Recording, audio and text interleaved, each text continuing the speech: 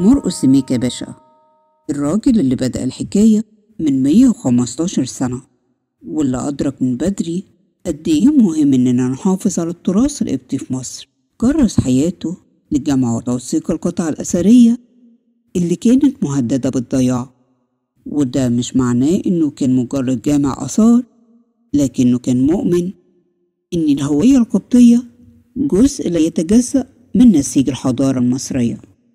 المتحف القبطي بالقاهرة كنز حقيقي بيوثق حقبة مهمة من تاريخ مصر من وقت إنشائه، وبيعتبر مركز للحفاظ على كنوز التراث القبطي بكل تفاصيله، من كنوز زي الأيقونات، المخطوطات، المنسوجات، الأحجار والأخشاب، واللي بتعكس حضارة غنية ومؤثرة في تاريخ مصر والعالم. الاحتفال السنة دي مش مجرد ذكرى 115 سنة، لكن هنشوف فيه بعض من كنوز المتحف القبطي.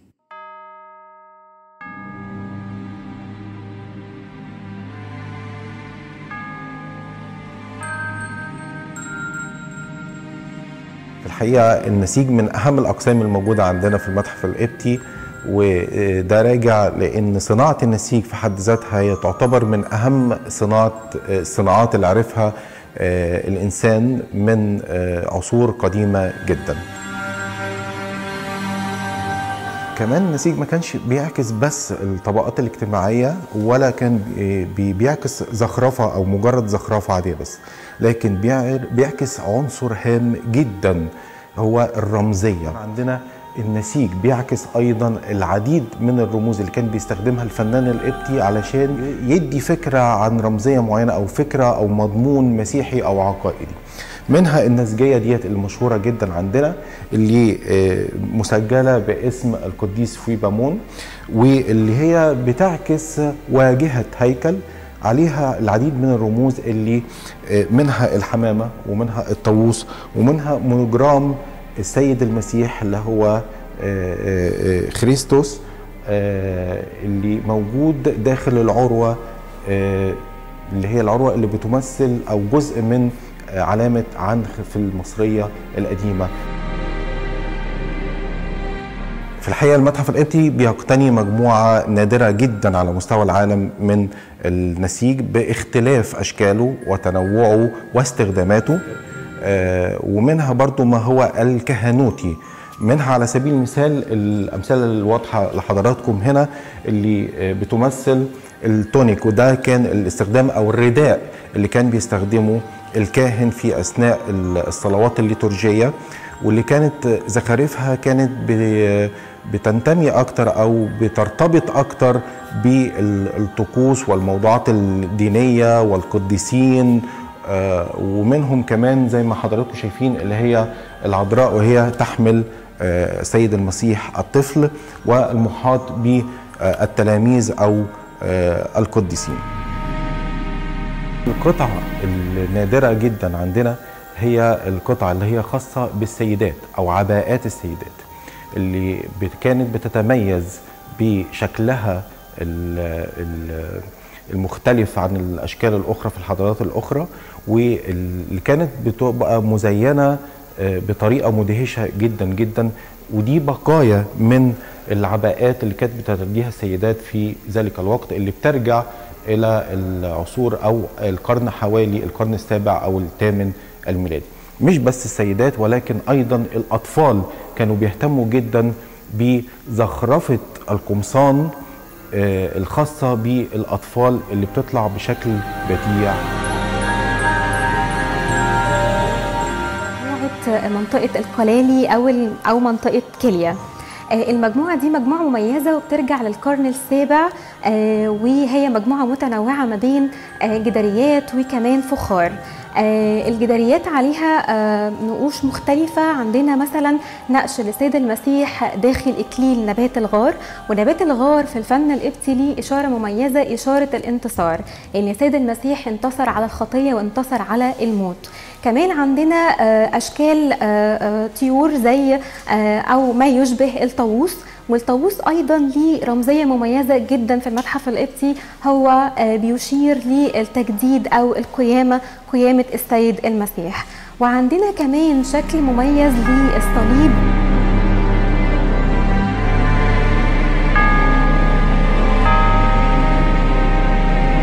طبعا ما نقدرش نتكلم على منطقة جبل القلالي أو كيليا من غير ما نتكلم عن الأنبا أنطونيوس الكبير مؤسس الرهبنة في مصر. الأنبا أنطونيوس اتولد حوالي 252 والرهبنة بدأت تنتشر في أواخر القرن الثالث وأوائل القرن الرابع. هو بدأ ينعزل في صحراء البحر الأحمر والتف حواليه مجموعة كبيرة من التلاميذ، وبعد كده أسس مع الأنبا آمون منطقة كيليا أو منطقة جبل القلالي. هنتكلم عن هذه القطعة المميزة، وهي عبارة عن صليب منقوش على لوحة من المرمر ومكتوب من أعلى هذا الطرح من البيت المقدس. والقطعة دي يرجع تاريخها إلى القرن ال11 وعثر عليها في نقادة، ونقادة تعتبر من أقدم الحضارات المصرية.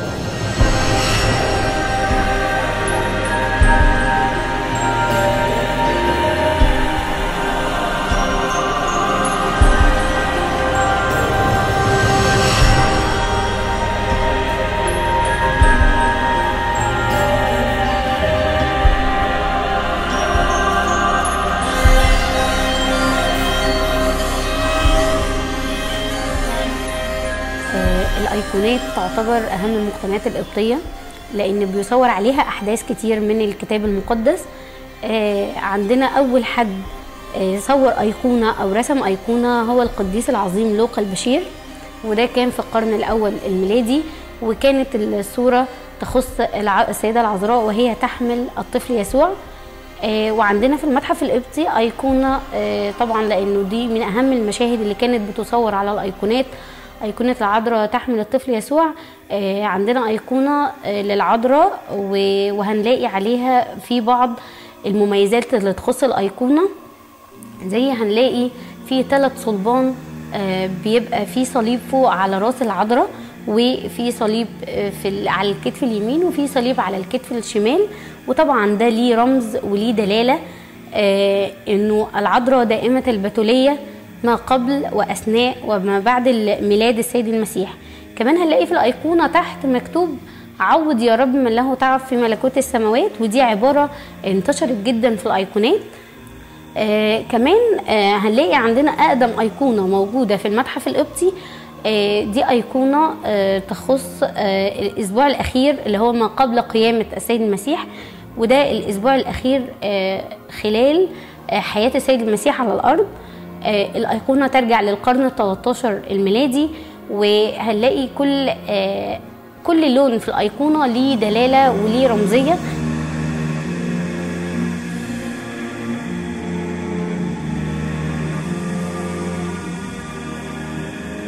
أيقونة الأنبا بولا والأنبا أنطونيوس، ودي أيقونة من القرن ال18 الميلادي، هنلاقيها بتجسد لنا حياة الرهبنة.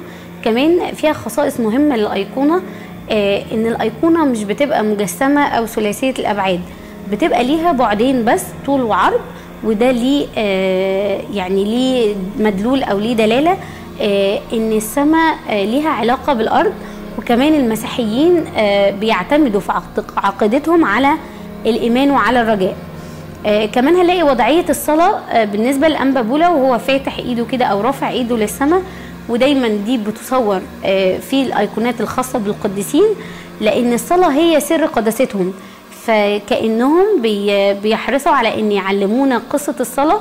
كمان هنلاقي اللي واقف في الأيقونة دايما بتبقى عينيه نظرة للمتأمل أو اللي واقف قدام الأيقونة، وده بيدل على العلاقة ما بين اللي داخل الأيقونة واللي خارج الأيقونة، لأن تعتبر كلها كنيسة واحدة.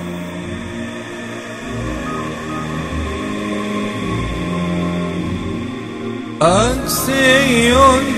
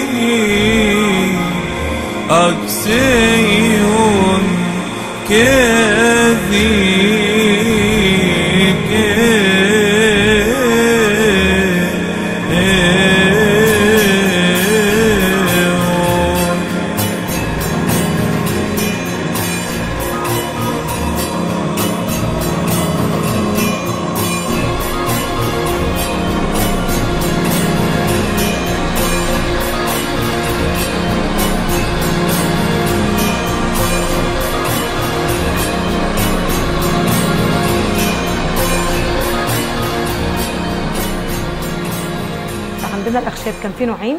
البيئة المصرية بطبيعتها مش بيئة غابات أو نخيل أو أشجار ضخمة إن أنا يبقى عندي مادة خام متوفرة من الأخشاب، فاضطر الفنان القبطي إن هو يستورد أجزاء أو يستورد أنواع معينة من الأخشاب من خارج البلاد، فبدأ يستخدم الصنوبر الأرز أخشاب مستوردة، بس كان بتستغل في الحاجات اللي هي الملكية أو الحاجات الخاصة بالدولة أكتر. بس كان عندنا الحاجات اللي جوه زي النبق والجميز دي كان حاجات محليه او اشجار محليه، فبدا يستخدمها في الحاجات اليوميه او في الحاجات اللي بشكل مصغر بيستخدمها الفنان او الشعب المصري بصفه يوميه.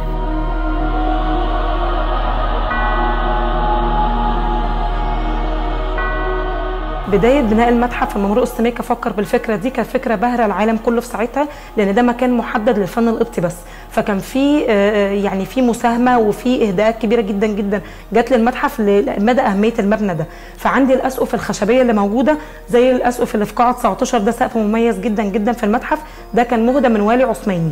هنلاقي الأسقف كلها خشبية في المتحف، ونلاقي فيها طابع إسلامي، إن جه بعد كده بدأ يبقى فيه من الأغنياء أو من رؤساء الدولة الإسلامية بدأوا يهدي المتحف لأهميته وقيمته اللي موجودة معانا.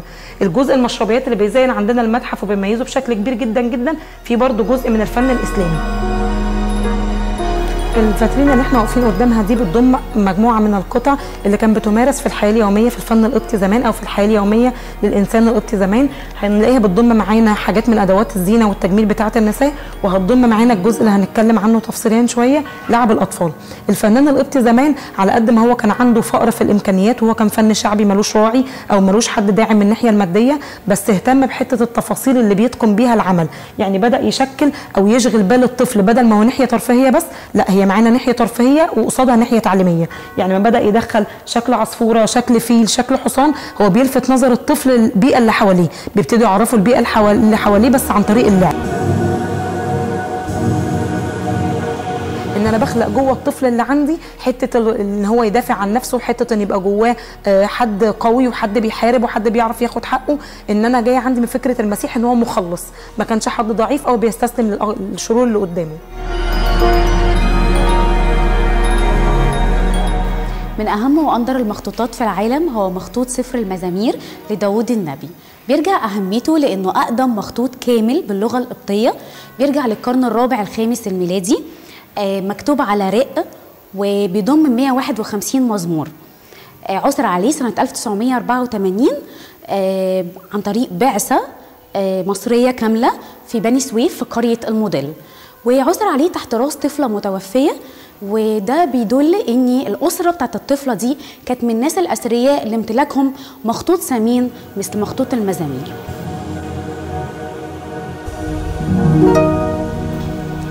المزامير عبارة عن تسابيح وصلوات وتضرعات إلى الله. اليهود بيستخدموا المزامير في صلواتهم، المسيحيين أيضا بيستخدموا المزامير في كتاب بيسمى بالأجبية. ذكر أيضا في القرآن الكريم إني وأتينا داود زبورا، ويعتقد أن الزبور هو المزامير. المزامير هنا بيبين لنا سر الكتابة اللي كانت مستخدمة في الوقت ده، سر صناعة الكتاب نفسه، لأن هنلاقي إن المزامير عبارة عن جلدة من الخشب مبطنة وسيور من الجلد، وعبارة عن ملازم اتجمعت عن طريق الخياطة. وهنلاقي موجود العاج اللي هو عبارة عن شكل مفتاح الحياة اللي هي علامة العنخ عند المصري القديم، ودي كانت بتستخدم نلف المخطوط بيها من السيور الجلدية لغلق المخطوط.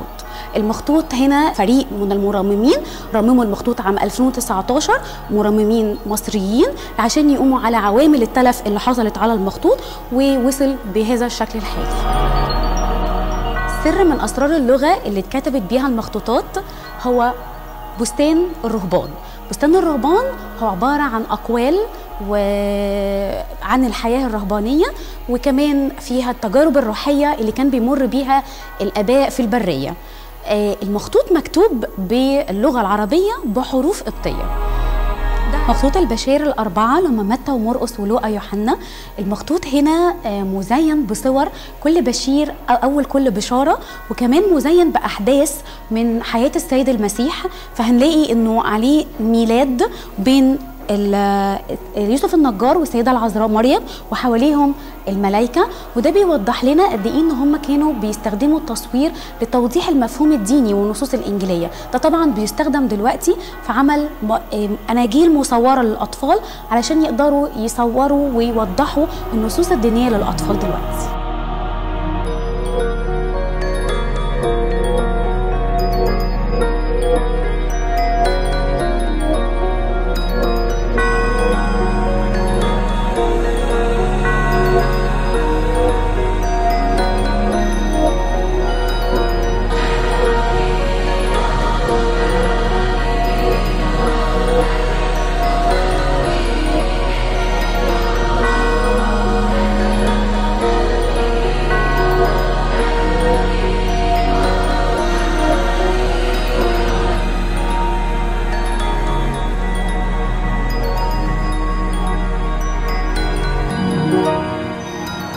أمدح في البتول